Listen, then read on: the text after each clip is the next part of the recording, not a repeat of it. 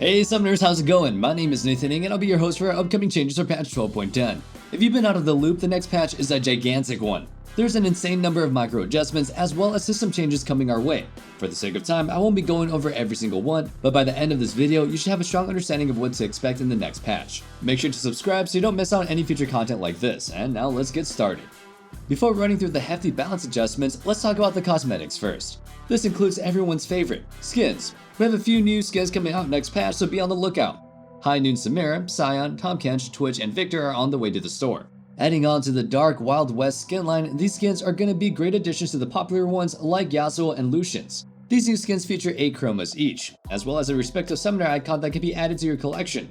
We have more to talk about aside from the skins though, as 2 champions are having some visual effects redone. It's 2022 and League has been out for quite some time. It's no surprise that some champions' visuals have been out of date. Expect to see some touch-ups for Nami and Twisted Fate, namely to the ability artwork. That covers the cosmetic side of things, so let's run through the balance changes next. Where to even begin? There's a lot going on, so we'll tackle it by starting with the system changes. Before I begin with the system changes, I do want to note that champions will receive a universal buff for their defensive stats, which is why we're going to be seeing a lot of nerfs, in quotes. With more armor and magic resistance, each point of health is more valuable, meaning that if healing, shielding, and everything related to it is not properly adjusted, there's going to be an unintended effect that follows. Beginning with shielding, a ton of items and runes are going to have their numbers adjusted. Overall, the goal is to reduce shielding by 10 to 28% based on what is specifically being targeted. The same applies to healing, which is going to be reduced by about 10%. Items like Mikhail's Crucible, for example, will have their active heal reduced to account for an increase of durability. Another directly related system is healing reduction, otherwise known as grievous wounds. With healing reduced, it only makes sense that healing reduction should also have to face similar adjustments. The normal grievous wounds from cheaper items like Executioner's Calling will have the healing reduction reduced from 40% to 30%, while the enhanced versions will go from 60% to 50%. Another set of items that will receive a nerf are penetration items. The amount of penetration will be reduced by 5 to 10%, and this change will certainly favor bruisers and tanks heavily. This is the nerf that surprises me the most, but I'm sure that if the future issue arises because of the durability adjustments, Riot will revert this one. Items and runes aside, it's also worth noting that 4 summoner spells are up for some adjustments as well. Barrier will have its shield reduced from 115 to 455 to 105 to 411. Summoner heal will be reduced from 90 to 345 to 80 to 318. Ignite's grievous wounds will be reduced from 60 to 50%. Smite's healing will be reduced from 90 to 80, and the ratio decreased from 10% max HP to 7.5% max HP. Overall, it feels like these nerfs are actually too small to offset the amount of extra defensive stats that champions will be receiving. At worst, I think every champion comes out power neutral given all the changes. Next, let's talk about the objectives. Objectives on the maps are receiving an appropriate adjustment moving forward. Dragons like Ocean Dragon, its respective soul, and Mountain Dragon soul will be nerfed slightly, as these will also provide defensive effects. With champions tankier than before, this means that turrets need to have their power amped up to make sure that they're actually getting the job done. All 4 types of turrets, Outer, Inner, Inhibitor, and Nexus, will have their damage increased to ensure that players can't get too crazy with their dives. Without these adjustments, there would be monumental meta shifts, making turret dives practically essential.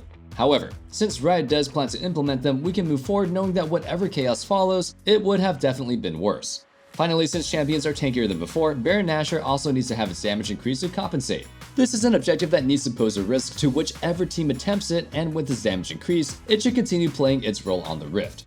With so much change, it's easy to get lost. I personally have gone through plenty of lost streaks following big patches, and if you feel like you need some help figuring some stuff out, check out our website, ProGuides.com, and contact one of our amazing coaches. They'll take your gameplay up a notch, and of course, if you wait until the next patch, help you quickly adjust to the insanity that's coming up. With system changes covered, let's talk about the upcoming champion changes next. Before moving on to the specifics, there are a universal set of buffs every champion will be receiving. All champions will receive the following: an increase of 70 base health, 14 health per level, 1.2 armor per level, and 0.8 MR per level. In short, everybody will have that extra base health to start with, and scale it to be even tankier into the late game. In theory, this should make scaling into the late game a more viable strategy than before. That being said, let me ask you our question of the day. Do you like these upcoming changes? I am personally a fan if it's done correctly. I do enjoy damage, but burst damage in particular has proven to be too powerful and extremely unfun to play against, but really fun to play as. My only hope is that these changes will help diversify the meta to include more picks rather than changing the handful of relevant champions. Like with the system changes, we'll also see various adjustments made to healing, shielding, and healing reduction. With a sheer number of changes that are coming up, we'll instead highlight some to give you an idea of what's to come. In regards to healing, Aatrox is a great example to look at. His E's Omnivamp will be lowered from 20 to 30% to 18 to 26%, and during his ultimate, the value will be reduced from 25 to 50% to 25 to 45%. His ultimate's bonus healing will also be reduced by 5% at all ranks. Healing from abilities like with Cassiopeia's E will also face a nerf. In her case, her E's heal ratio will be reduced from 12 to 20% to 10 to 16%. A final example for healing we'll mention is none other than Soraka. Her W's healing will be reduced from 100 to 202 plus 65% of her AP to 90 to 170 plus 50% of her AP. In addition, her ultimate heal will be reduced from 130 to 300 plus 55% of her AP to 125 to 275 plus 50% of her AP. It's also worth noting that if any of these upcoming nerfs are too large, Riot plans on taking action quickly to rebalance them. Now let's go over some examples for shielding. Ivern is said to have his E shield reduced from 80 to 220 plus 80% AP to 70 to 190 plus 75% AP. As we can see, it's not just a flat number nerf, but champions will also have respective ratios reduced as well. Whether their abilities scale with HP or AP, there's going to be a wide variety of adjustments hitting Summoner's Rift next patch. This applies to self-shielding as well. Take Nautilus for example. His W shield will be reduced from 45 to 85 plus 9% to 13% of his HP to 40 to 80 plus 8 to 12% of his max HP. Finally, a couple of champions will also have their healing reduction nerfed. As both Kled's Q and Katarina's ultimate apply 60% healing reduction, it's fairly certain that their abilities will have its value nerfed down to 50%. With all of that covered, we'll conclude our upcoming changes for patch 12.10. Hopefully you guys enjoyed it. There's an insane number of changes coming up, and our team will be carefully monitoring the meta and keep you guys all updated. Feel free to check out the description for a link to join our Discord. We'd love to see you guys be part of the community. Until next time, stay safe, stay healthy, and have a wonderful day. Peace.